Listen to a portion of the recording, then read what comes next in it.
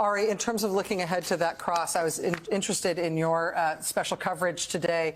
You had a guest on who was very bullish on the defense. And said that, Michael Cohen's going to get destroyed on cross-examination. He also repeatedly called you airy, including at the end saying in a very performative way, hasta la vista, airy. And I was like, is he actually trying to start a fight with Ari right here? Is this going to be a fisticuffs moment on MSNBC? So, airy. It was a weird thing.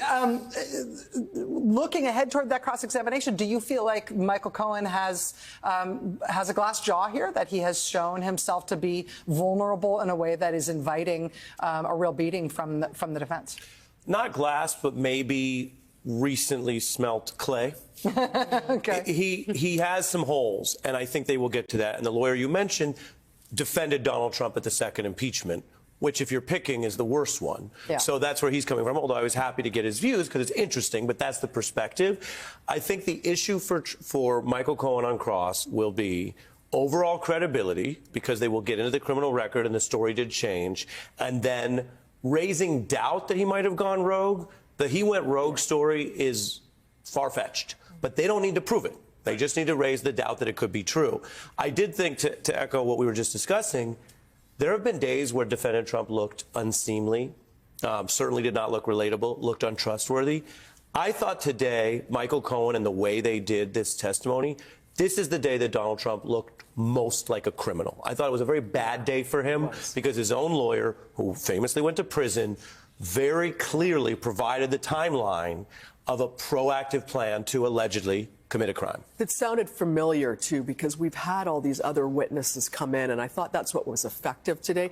Most of the things he said, the jury's heard it before. They've heard a piece of it here and there, and I thought that's what I thought was effective about today's testimony. It's not him going rogue. Katie, let me ask you a piece of this. Just as a lawyer, looking at the way the prosecution is making this case, one of the things that we got today over and over and over again, as Suzanne was saying, some of this stuff was familiar, was Donald Trump doesn't pay his bills. Yeah. And so we got that a whole bunch of different ways. We got that Michael Cohen was first hired as a lawyer at the Trump Organization after he was working for another law firm, submitted a bill for $100,000 for that legal fees, those legal fees, and Trump didn't want to pay them and said, I'm not going to pay that bill. Yeah. You come work for me instead. Michael Cohen never goes back to his office. They send Trump Organization employees to go clean out that office, and the bill disappears, and Michael Cohen becomes his employee.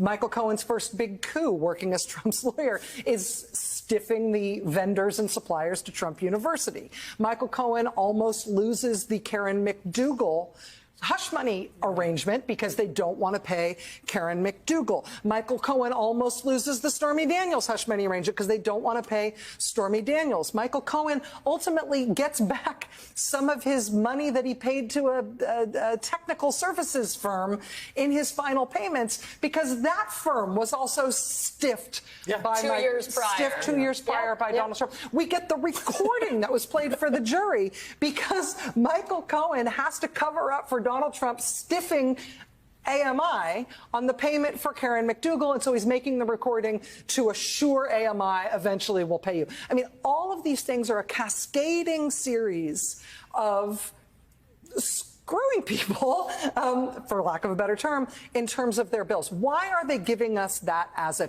pattern? Because it speaks to the Ebenezer Scrooge energy of Donald Trump. But why is that bad? Why is that bad for the defense? Why is that good for the prosecution? It's good for the prosecution because it feeds into the concept of the evidence, which says that Donald Trump is a penny-pinching, miserly person who will always count his pennies.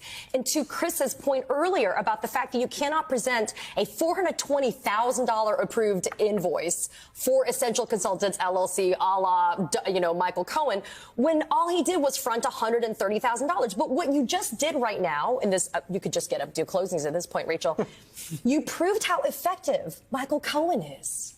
Think about this. Donald Trump always said famously, where's my Roy Cohn? There's a reason why he wanted Roy Cohn. Roy Cohn was indicted 4 times. Roy Cohn also represented John Gotti. If Michael Cohen was so bad at his job, Trump wouldn't have ever kept him around. Right. And because of the effectiveness of him dealing with the cheapness of Donald Trump kept Michael Cohen. And that's the reason why Donald Trump never wanted a good attorney. He wanted a flawed attorney. He saw that in Michael Cohen. He tested Michael Cohen with that bill from Michael Cohen's original law firm. And when he stiffed Michael Cohen's original law firm and Cohen jumped at the opportunity, Donald Trump said, here's my new Roy Cohn, But to put it in a right? sentence, they're saying Donald Trump wouldn't pay $400,000 unless he authorized it. Yeah. Right, because the defense is going to be Cohen and Weiselberg went rogue, and he didn't. This is a big. This penny pinching thing is going to come up, was he or not? Because the defense is, I think, their main thing is going to be those two went rogue. Yeah. And he didn't see it.